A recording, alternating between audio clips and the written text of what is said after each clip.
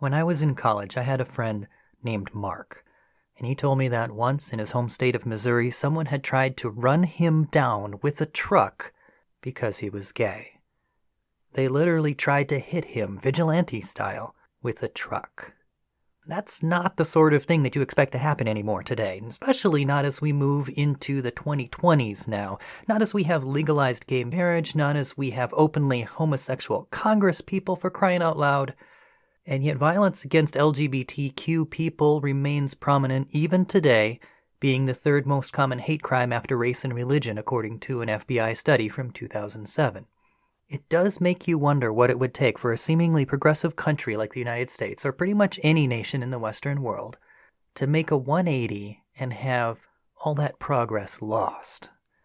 Because that is precisely what happened in Germany in the 1930s. One of the most homophobic regimes in history was that of the Third Reich. And yet, in its early years, it was surprisingly lenient on gays. In fact, in 1934, the second most powerful man in the Nazi Party, second only to Hitler himself, was gay. Ernst Röhm, leader of the brown-shirted stormtroopers, was gay.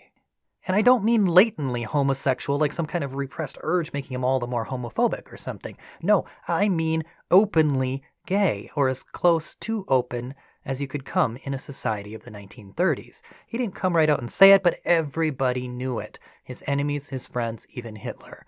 And there he was, the second most powerful man in the Third Reich.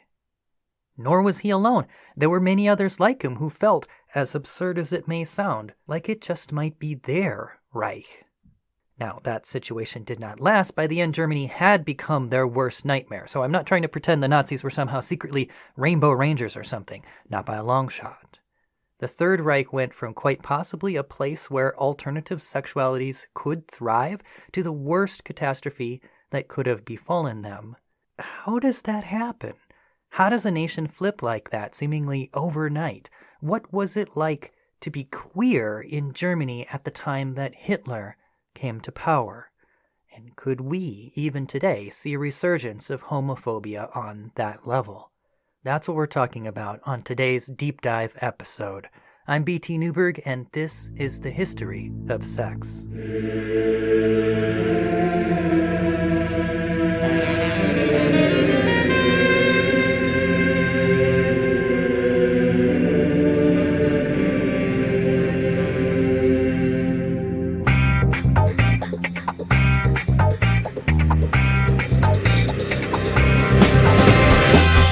The History of Sex is sponsored by Dr. Gillian Kenny, historian of women, sex, and magic in medieval Europe.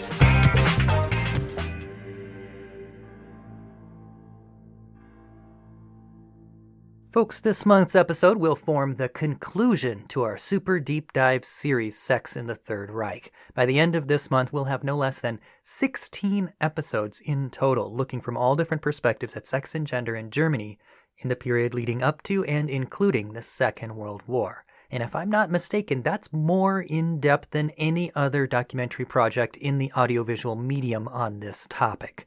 You won't find this on the History Channel or anywhere else.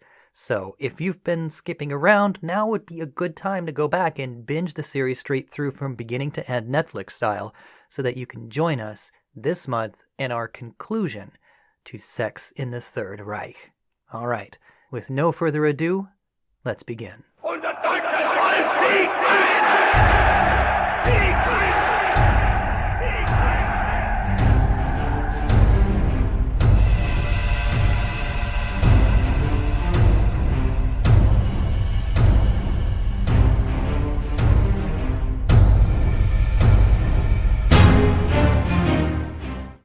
On the eve before Hitler's rise to power in 1933, there had never been a more exciting time to be gay.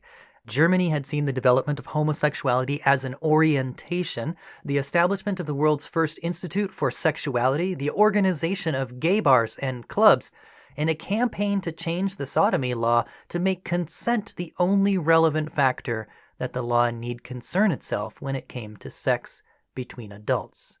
Unfortunately, the morning after Hitler's rise to power would usher in a time when it was never more frightening to be gay, While it was not a Holocaust on the scale of what happened to Jews, it was bad enough. By the end of World War II, some 100,000 were arrested, and at least 5,000 to 15,000 of them found their fates in concentration camps where gays were among the most abused of all inmates. The death rate for them could be as high as 60%. And worse yet, many were used as lab rats in mad scientist experiments aimed at discovering a so-called cure for homosexuality. And yet, at the very top of the Nazi Party, there was homosexual Ernst Röhm. He was the leader of the Sturmabteilung, or SA, that's the brown-shirted stormtroopers that were the strong arm of the party in its early years. And under his direction, the stormtroopers intimidated political rivals, brawled in the streets against communists, strikebreakers, and other opponents, including Jews. So let it be clear, this man was no hero. He was just as reprehensibly Nazi as anyone else.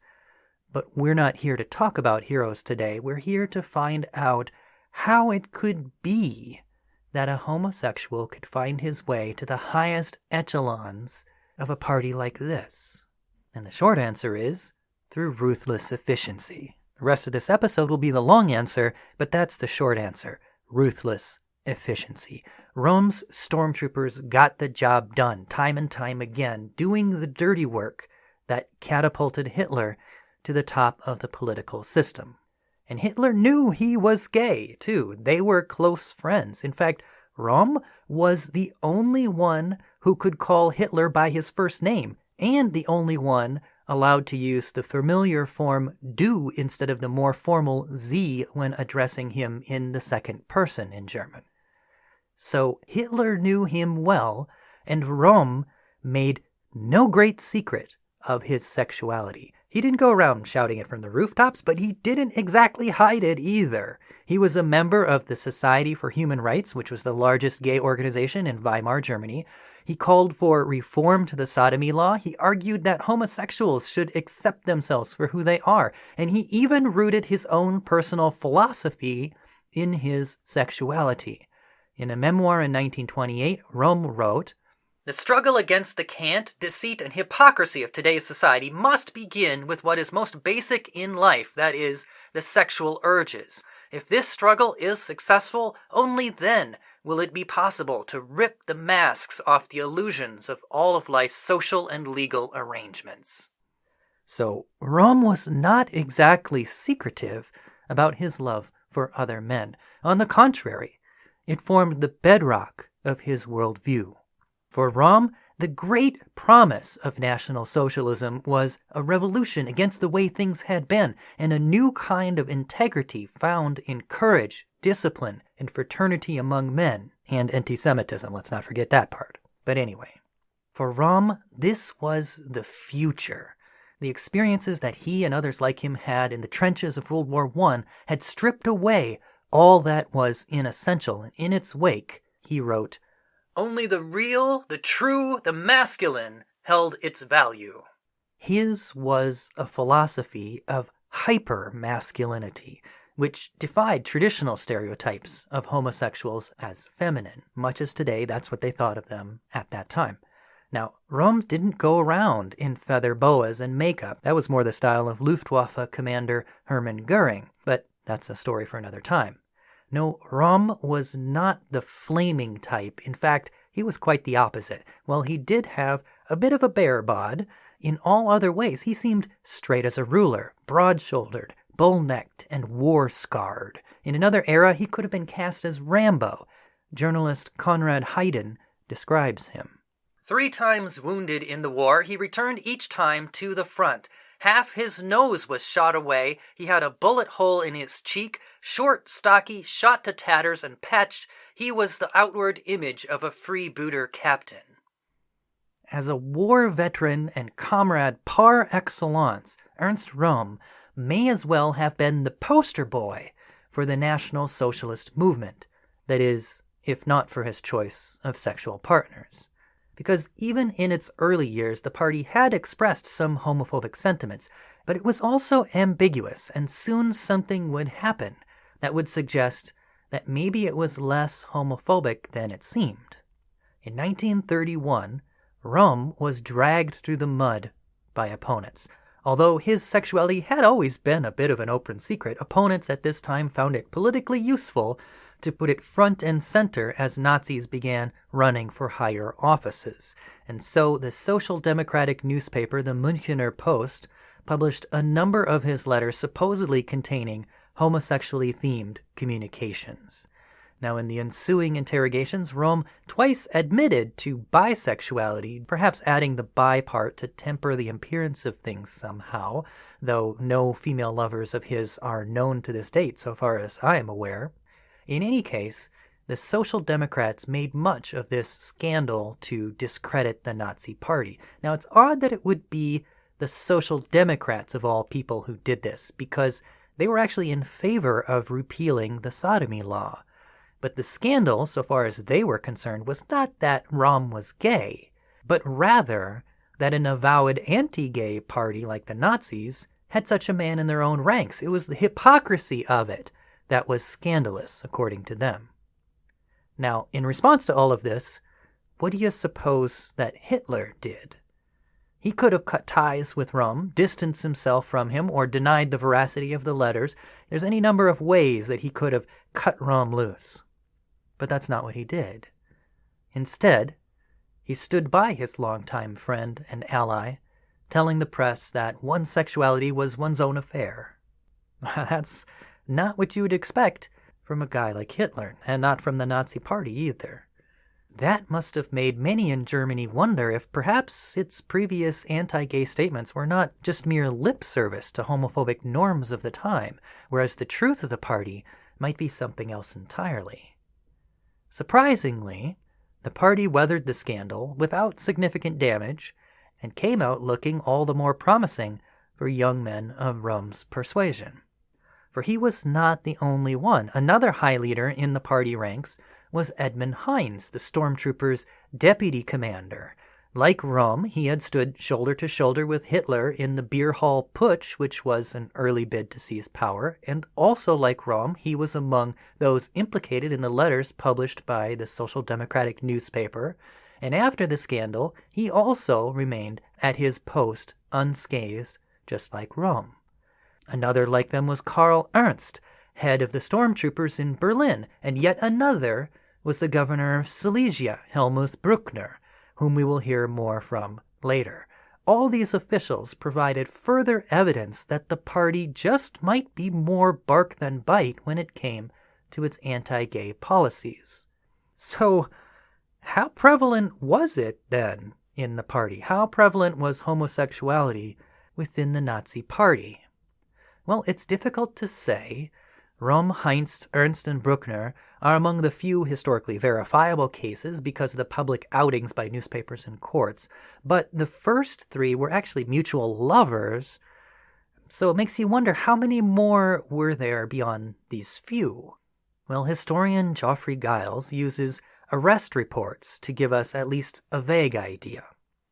In the city of Leipzig alone, 4 SS men arrested for homosexual offenses in 1937 and 1938. 57% of those arrested in Dusseldorf on such charges during the Third Reich belonged to one or another Nazi organization. In 1940, 16 cases of homosexuality were brought before the internal SS courts. So these numbers of arrests hint that there were more than just a few men at the top who loved other men.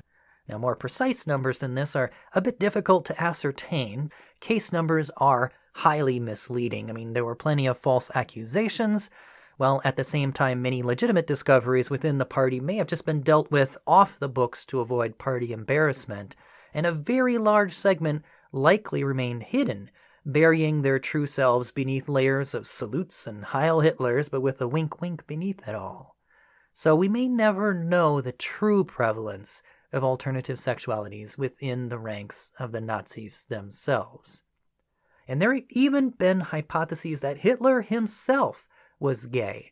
Now, scholars largely dismiss this idea, and I have looked at the evidence. It's extremely flimsy indeed. And there's also some weird homophobia behind some of the books promoting this idea, which I don't want to touch with a 10-foot pole. However, it does seem to be true that Hitler was relatively blasé about the whole idea of homosexuality. His opinion on gays was nothing even close to the vitriol that he spewed against Jews. Far more rabidly homophobic was the head of the SS, Heinrich Himmler, whom we'll hear about later in this episode. But Hitler was kind of meh about it. Now, is that because he himself was gay? No, I doubt it. But it may have been because he was a close friend of Röhm, and he knew that, well, in his opinion, the guy was all right. Maybe? It's difficult to say. What we can say is that despite what you might think, many young men attracted to other men actually saw promise in the Nazi Party in the early years. I mean, after all, of all the political parties in Weimar Germany, the only one with known homosexuals in its leadership was the Nazis. Despite the party's stated policy, the fact that Ernst Röhm and Edmund Heinz and others stood tall among their leaders, well, it gave many hope. Perhaps they suspected the policy on gays was mere political pandering, while actual implementation would be lenient. Or perhaps they thought that Röhm would eventually win over the other leaders in the party to a less homophobic stance. Or maybe they felt at minimum that Röhm would protect them.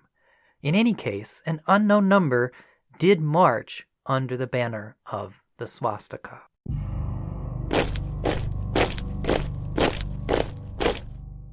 Okay, so sure, maybe there were some homosexuals among the Nazis. After all, it only stands to reason, given what we know about human nature, that there will always be variety in sexual preferences in any community. It's never a question of does it go on, but only of how secretive must those individuals be.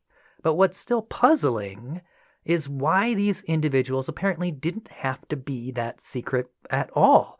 What was going on in Germany at the time that made it possible for someone like Röhm or Heinz to be all but openly homosexual, even within the most radically conservative party of the time?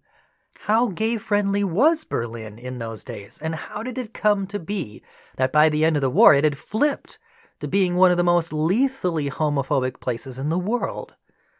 Well, we're going to find out. But first, we'll take a short break, and we'll be back after this. Hey folks, I want to tell you about a great podcast called Into the Portal. It's dedicated to researching the unknown, unexplained, and straight-up strange. Whether it's ancient lost cities, encounters with paranormal phenomena, or anything within the realm of the bizarre, it shares these mysteries with the world. I really enjoyed their episode on the Sea Peoples, mysterious invaders of the ancient Mediterranean who may have caused an early Bronze Age collapse. They also have an episode on the Antikythera device, said to be the world's first computer, but which was built in ancient Rome. They have stuff on Jewish golems, Mongolian deathworms, and a whole lot more. Check it all out on Into the Portal. And now, The History of Sex presents this.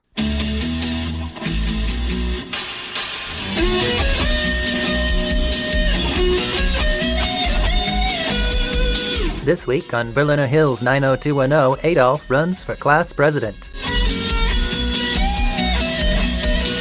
But now he has to choose between friendship and buddy. Hey, Addy. And power. Oh my god, are you gonna vote for Adolf, whose best friend is gay? And along the way, he learns something about himself. Everyone, I have learned something about myself. It doesn't matter what your friends do, only who they are. And Ernst is a good man and a good friend.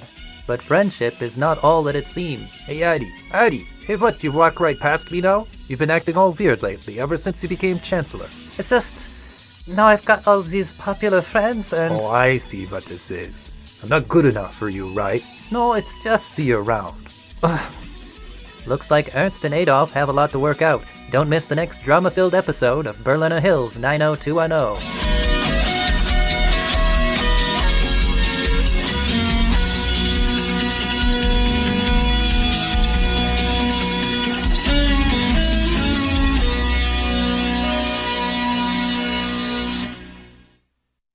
All right, we're back. So the question is, what in the world was going on in Germany at the time such that people like Röhm could go around pretty much openly gay, not just surviving but thriving, within the most radically conservative and avowedly anti-gay party in Germany? In order to answer that, we'll have to go back and get a deeper historical context for homosexuality in Germany from the Renaissance up through the early 20th century.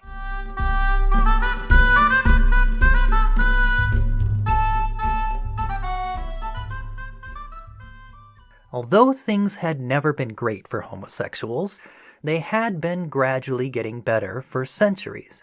While the Holy Roman Empire had since 1532 consigned men who love men and women who love women to burning at the stake for sodomy, Prussian reforms of 1794 reduced the punishment for sex between men to imprisonment up to 4 years and ignored sex between women altogether.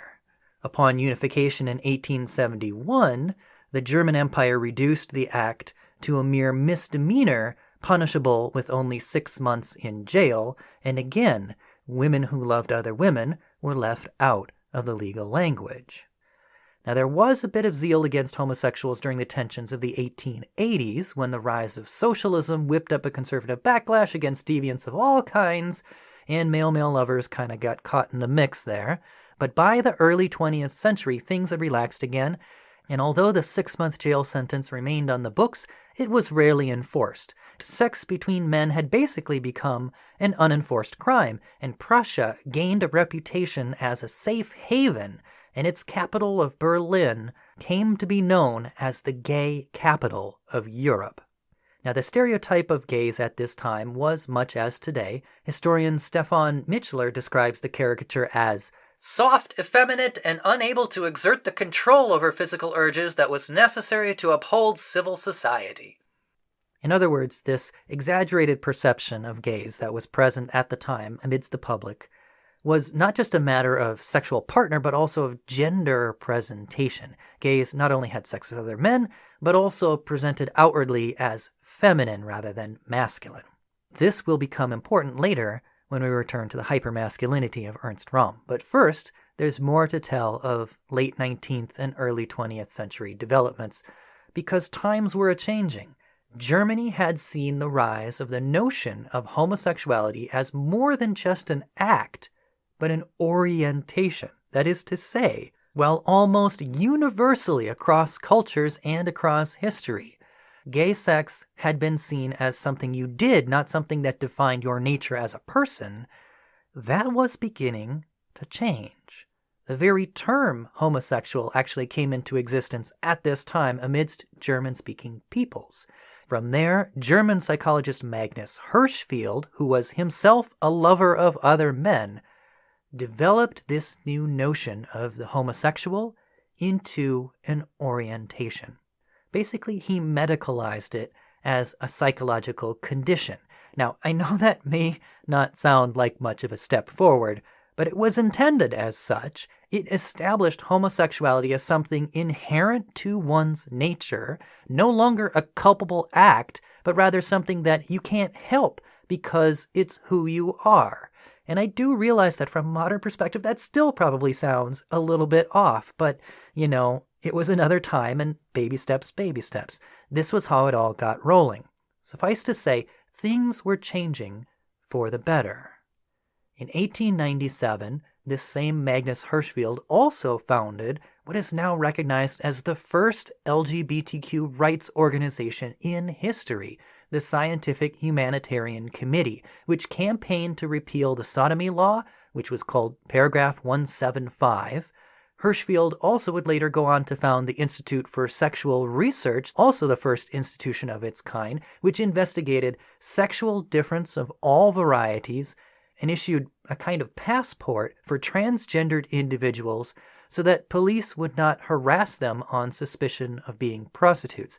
Basically saying, I'm not committing a crime, I'm not exploiting anyone, this is who I am. In addition, it performed the first gender confirmation surgery for one Dora Richter, and it provided employment as well. It was one of the only places in Germany, in fact, where individuals of alternative sexualities could be employed without having to hide who they were. In short, Germany in the late 19th and early 20th centuries had become one of the most forward-thinking places in the world when it came to alternative sexualities. And that was the state of things as storm clouds began to gather over Europe in 1914 and the Great War began.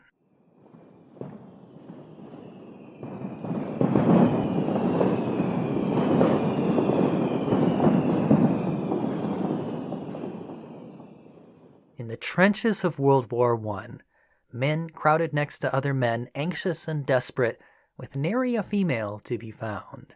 And as weeks dragged into months and months into years, they found ways to cope. And two ways that they did that were the homosocial and the homoerotic, which were not entirely separable from each other. The homosocial refers to male bonding, but without any sexual implications about it. It was platonic. The trenches were a shared experience of intense trauma which welded men together on a level hitherto unprecedented in German society. The loyalty and the intimacy between these men would be remembered for the rest of their lives, forming bonds that passed beyond words. But that wasn't all. There was also the homoerotic, which did include a sexual dimension. Now, in addition to explicit love affairs, which certainly did happen in the trenches, there was also a whole fuzzy middle ground of no man's land between the trenches of heteronormativity on the one hand and straight-up homosexuality on the other. For example, it was not uncommon for soldiers to let off steam through a little horseplay, acting out peacetime domestic life. Often one of the men in the unit would play the girl for the rest of them, performing feminine roles like cleaning and cooking, and sometimes putting on feminine airs in voice and behavior, and maybe even dress if they could get their hands on female apparel, and just generally playing Barbie to everyone else's ken. And this dream of peacetime bliss, so far from the horrors of the reality that they face day in and day out, was apparently comforting enough that even in the midst of war, that most masculine of situations, such a thing could go on. And on the surface, everyone could tell themselves that it was just a game. But at least for some, well, it was more than a game. That was the kind of middle ground that towed the line between the homosocial and the homoerotic. When the war finally ended in 1918, many men found themselves changed. Some had discovered something about themselves and explored their gender and sexual preferences further under the new Weimar Republic, while others went the opposite route, longing for a return to that deep homosocial male bonding of the trenches, while at the same time harshly rejecting any actual homoerotic funny business. But as I said, the two could not be separated that easily, and so when veterans began forming themselves into the militia units called Freikorps, and then into the early Nazis, the new movement absorbed both of these elements. So the homosocial and the homoerotic mingled together from the very start, rarely acknowledged, but there nonetheless. And each soldier had a slightly different perception, and different hope, perhaps, of what the movement would become. And so even as anti-gay policies began to appear within the party, it was not yet clear that this was anything more than the same lip service that had always been paid to heteronormativity. Just like in those innocent or not so innocent games in the trenches, some felt that there was a deeper level lying beneath the lip service. Many saw a place for the homoerotic within the homosocial. Ernst Röhm was one of those men, and those like him who had discovered themselves in the trenches did not necessarily see a conflict in joining a party like the Nazis. They were used to living with contradiction, used to the wink-wink of hidden desire, used to the doublethink of saying one thing while believing another. That's often how existence was for people of alternative sexualities. When you live in a society that is hostile to who and what you are, you yourself may pay lip service to it on the surface, and others like you may do so too, but you have to read beneath that in order to find each other. And that's what made this such a complex and nuanced situation. People of alternative sexualities were used to looking past what was said on the surface and paying attention to what was actually done, perhaps in the shadows. And to be honest, even on the surface, early Nazi policies were by no means clear about what their stance was. The party's first public statement relevant to homosexuality, which was issued in 1928, avoided explicitly naming the thing that it was supposedly condemning, thus leaving open the door of interpretation. The German folk can only live if it fights, because to live is to fight, and it can only fight if it keeps itself manly. It can only remain manly if it practices discipline, above all in love. Everything that unmans our folk makes it into the plaything of our enemies. Now notice that this policy says nothing about sex, only gender. It concerns itself with the manly. So someone like Röhm, whose homoeroticism had not the slightest whiff of femininity about it, but was rather hyper-masculine, could read this kind of statement and say, yeah, that describes me. It describes me to the T. We can only fight if we keep manly? Check. I'm manlier than most. We can only remain manly if we practice discipline, above all in love? Check. I'm more disciplined than most, especially in my love. Everything that unmans our folk makes it into the plaything of our enemies? Check. Bottom line, our choice of sexual partners is irrelevant so long as we behave manly. Fine. Done deal. We're good. I'm good. That's how Röhm and people like Röhm might have looked at a statement like this. It's ambiguous. And that is exactly the kind of ambiguity of interpretation that allowed so many to believe that maybe there was a place for them within the ranks of the Nazis. Strange as that may sound to us with the privilege of our hindsight. And such ambiguities persisted even when the true homophobia within the party started becoming more clear. When Hitler ascended office in 1933, he closed gay bars and banned gay clubs. And this seems pretty clearly homophobic, but even this could be seen as merely fulfilling a political promise to clean up Berlin, and maybe it said nothing of what the party would do in the future. Then, that same year, when students were whipped up into sacking and burning Magnus Hirschfeld's Institute for Sexuality, permanently closing its doors, this too could be explained away. I mean, after all, Hirschfeld was not just a homosexual, was he? No, he was also a Jew. Surely this was anti-Semitic, not anti-gay, or so many may have told themselves. Each rationalization of the party's actions requires greater and greater mental gymnastics, but it also commits a person deeper and deeper to the story they tell themselves. One man who fell deep into such a story was Helmut Bruckner, governor of Silesia, which is a province of Germany. Now, he would eventually be brought to court on charges of homosexuality, though, like Röhm, he would claim to be bisexual. Now, what's interesting about Bruckner is that his defense seems to show a genuine disbelief that the party could possibly be anti-gay. First of all, he pointed to people like Röhm and said, look, he's right there. How could any of this be against the party when there's this guy at the very top? Fair point. Now, as historian Geoffrey Giles relates, for his part, he, meaning Bruckner, remained convinced that he had done nothing reprehensible. He had followed closely the signals apparently being issued by the party for many years. They had not seemed to differ from the practice of the courts, so that simply being a homosexual or engaging in certain kinds of homosexual acts appeared to be as acceptable in the party as in German society at large, especially during the Weimar Republic.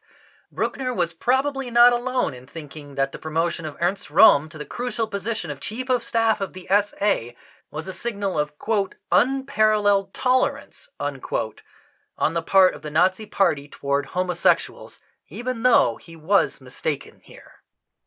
Unparalleled tolerance? Those words sound patently absurd to us today, not being in Bruckner's shoes and enjoying nearly a century of hindsight on the matter. But to Bruckner at the time, and likely for many like him, this was what it was like to be gay within the Nazi Party. The abundance of ambiguity, bolstered by hope and perhaps a healthy dose of self-deception, made it possible for many to believe that the party was, or at least could be, for them. Again, we have to remember that people of all varieties of non-normative sexual difference have often had to live with ambiguous messaging, ignoring surface-level phobias in order to find a place for themselves beneath the surface. Just fitting into a homophobic society may require that you yourself might have to make homophobic remarks in order to avoid suspicion, and so you learn to suspect such remarks and acts and try to find what's really being said beneath the surface. That is perhaps what Bruckner was doing, or at least seemed to be doing in his testimony here. Many others like him may have done precisely the same thing, interpreting the ambiguities of the party in a way that made it possible to believe that the party was not against them but for them. Unfortunately, that game could not be sustained. Soon the clarion bell of homophobia would sound so clearly that there could be no misinterpretation. But by then, it was too late.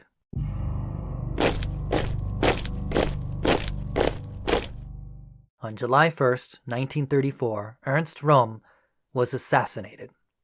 And Edmund Heinz, too, met his demise that night, as did many others, gay or otherwise. Bruckner was also targeted and ended up in the aforementioned trial from which his testimony comes. It was a party-wide purge that became known as the Night of the Long Knives. So why all of a sudden did the Nazis turn on their former comrades? These men had been staunch allies, fellows in arms, who had stood shoulder to shoulder with the rest of them. Hitler himself had defended Röhm when he was dragged through the mud by the papers, and they were close personal friends. So why, after all of that, would he betray them in so final a fashion? Post-purge statements by Hitler alluded to their sexuality as motive for their deaths. But that was not actually the reason for the betrayal. Rather, it was political, and their homosexuality only served as a convenient justification for the killings. See, Röhm and his brown shirts had become a bit of a liability. While Hitler could never have risen to power without them, once he was in power, he no longer needed them. They were unruly, disorganized thugs. It made his regime look illegitimate. They were hardly the sort of thing that looked official and proper as a state apparatus.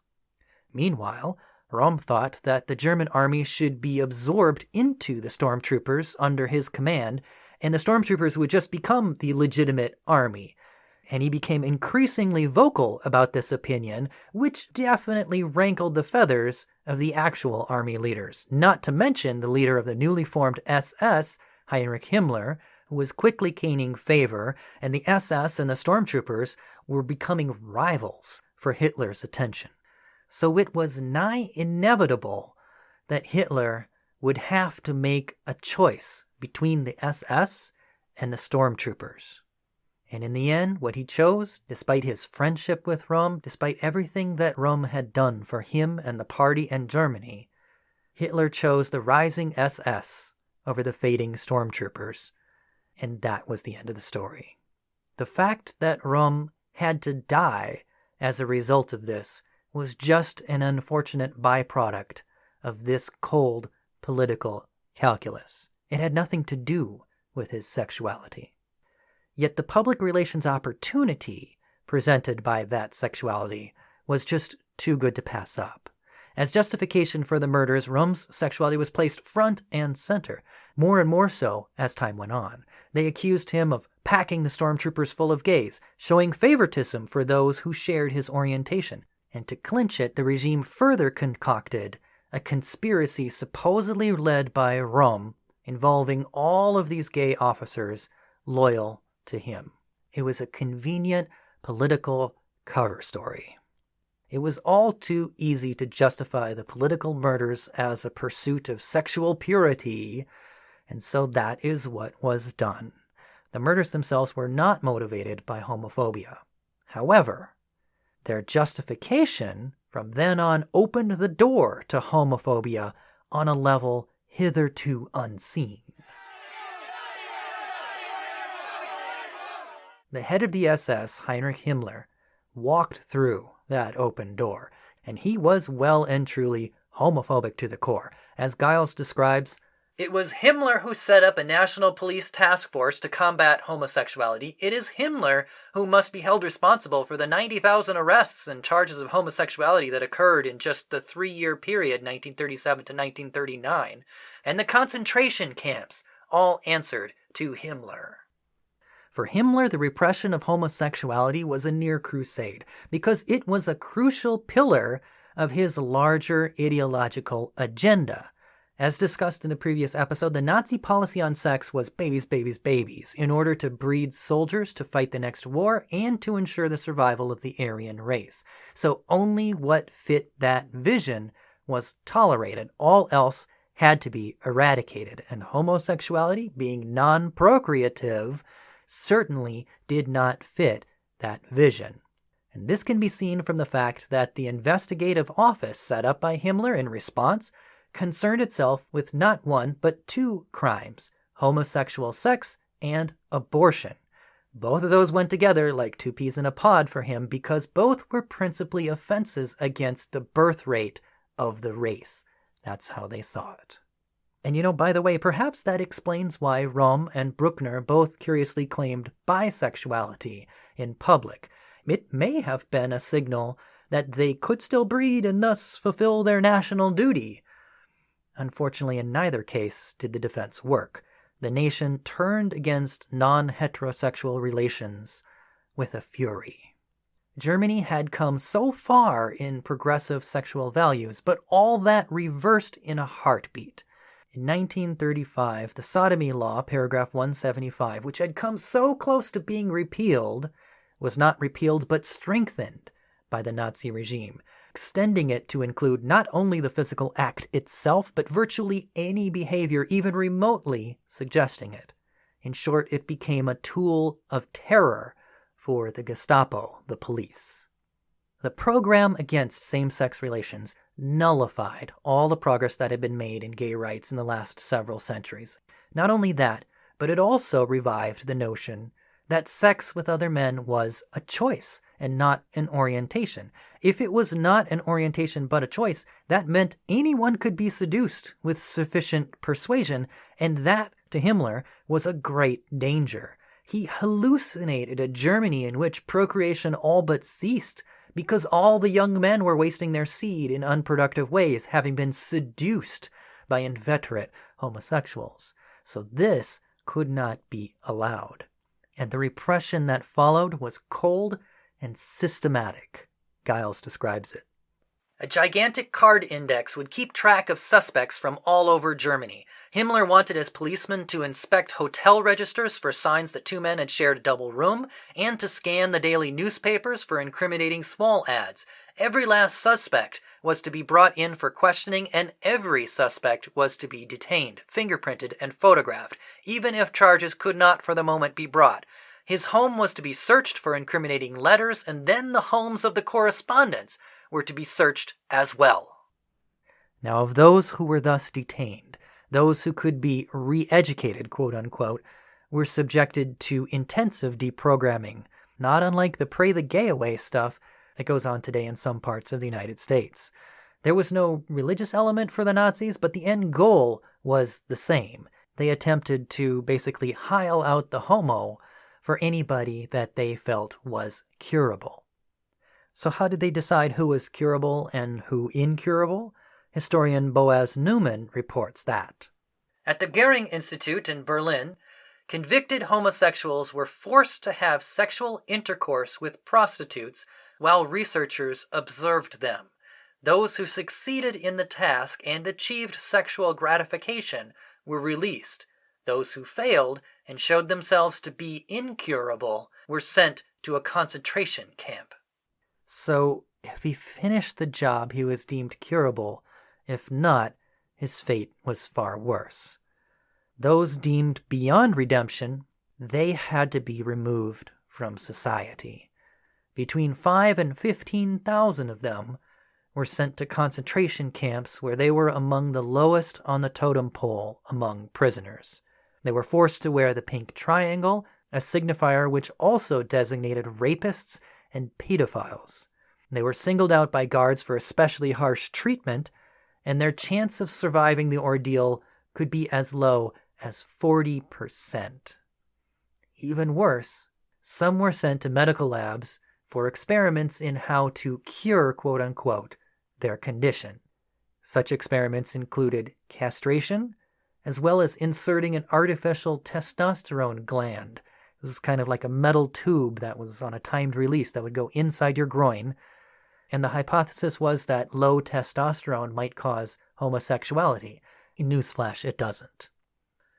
Other experiments that had nothing to do with altering their sexuality used them as mere lab rats, for example in the effort to develop immunization for typhus fever. Needless to say, many died in these laboratories or found themselves permanently damaged by these experiments. Now, all of this was focused largely on male homosexuals. Females were for the most part ignored. There was a proposal to begin targeting women, supposedly because it would be too difficult to tell true lesbians from merely close friends. Now that strikes me as oddly charitable for the Nazis, who generally lost little sleep over wrongful convictions in any other case. I suspect, rather, that it was yet another manifestation of the phallocentrism so common in society, which basically ignores non-penetrative sex. I suspect they didn't really consider lesbian sex real sex. And in any case, there were wombs that could still be inseminated, whether they liked it or not. However, in the end, lesbians did suffer similar fates to their male counterparts, but for a different reason. They were targeted not on charges of homosexuality, but on charges of being antisocial.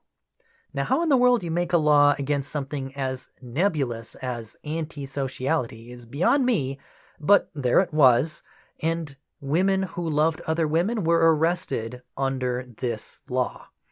They wore a black triangle instead of a pink one, and by the way, transgender individuals were also made to wear the black triangle of antisociality on the grounds that they were mentally ill, along with a whole gamut of others deemed socially misfit, from prostitutes to beggars and alcoholics. Lesbians and transgender individuals were thus lumped into a broad category of social undesirables labeled antisocial, and thus suffered fates similar to male homosexuals in the end. The experiences of those who suffered for their sexualities under the Nazi regime remained hidden after the war, because, after all that, it still remained illegal to lie with someone of the same sex even after the end of the war, and so survivors were hesitant to tell their stories. It was really not until the 1970s that they started coming forward in any numbers. Now we have a much better picture of what it was really like to be queer in the Third Reich, but for a long time it was obscured, just as it was for those of non-normative persuasions in the early days of the party. In the end, how was it possible for someone like Ernst Röhm or Edmund Heinz or so many unnamed others to believe that there was a place for them in the ranks of the Nazis? Well, it was a combination of the forward progress that was made earlier, which seemed like it was too much, it couldn't be reversed, plus the ambiguity in early party policy, which allowed for multiple interpretations, and plus the general comfort with contradictions that was inherent in living in a homophobic society where lip service had to be paid to heteronormativity, but other things could go on beneath the surface. All of that combined together to make it appear not that crazy that there could be a place for alternative sexualities to thrive within the Nazi Party. In fact, it's conceivable that history might have played out quite differently had politics not gotten in the way with the Night of the Long Knives. In an alternate universe where Hitler chooses the stormtroopers over the SS instead of the other way around, where Röhm and Heinz live and the rabid homophobe Himmler gets the axe instead, well, you can imagine a very different scenario playing itself out. Paragraph 175 might never have been strengthened, and perhaps it might even have been repealed. Some 100,000 arrests might have been avoided, and thousands may have escaped the camps. The ultimate fate of homosexuals in wartime Germany may have been quite different indeed. Of course, that alternate history universe would still have been a nightmare. I mean, they were still murderous, genocidal anti-Semites after all, regardless of who they slept with. As mentioned at the beginning of the episode, there are no heroes in this story, but that's not the question. The question is, how could there ever be homosexuals in the highest ranks of a party like the Nazis? And the answer is, quite easily, as it turns out, for all the reasons already mentioned. And in the end, it tells us less about who's good, who's bad, or anything like that, and just more about the knife edge on which people of alternative sexualities in any community virtually always tend to live. Which brings us to today. With all the progress that we've made to date in the United States and across the Western world, could a reversal like this ever happen again? Have we reached a point where backsliding is just unthinkable? It could never happen.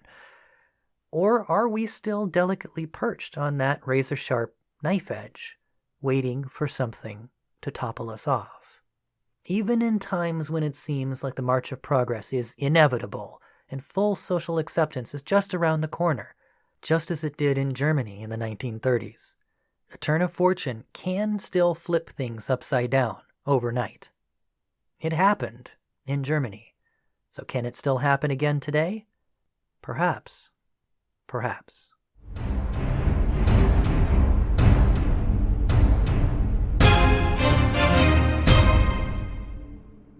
Thanks for listening, folks. I hope you learned something today. I know I certainly did. If you like what we are doing here on this show, you can support us by subscribing, rating, and reviewing. Or you can pledge on Patreon, where $5 a month gets you a portrait drawn in the time period and culture of your choosing. I will draw you as a 19th century Prussian, proudly holding up a sign that says Gay Capital of Europe. Or whatever you want. I'll make you look awesome, I promise. Just go to www.patreon.com/BTNewberg. That's patreon.com/BTNEWBERG. Folks, for the rest of this month, we've got some shorts episodes coming up to round out the series. We'll be taking a look at the question of cross-dressing in the German army, alternative sexual expression in the Weimar era, and much more. Stay tuned for that as we wrap up our super deep dive series, Sex in the Third Reich. All right, everybody, I'll see you next week. I'm BT Newberg, and this is the history of sex.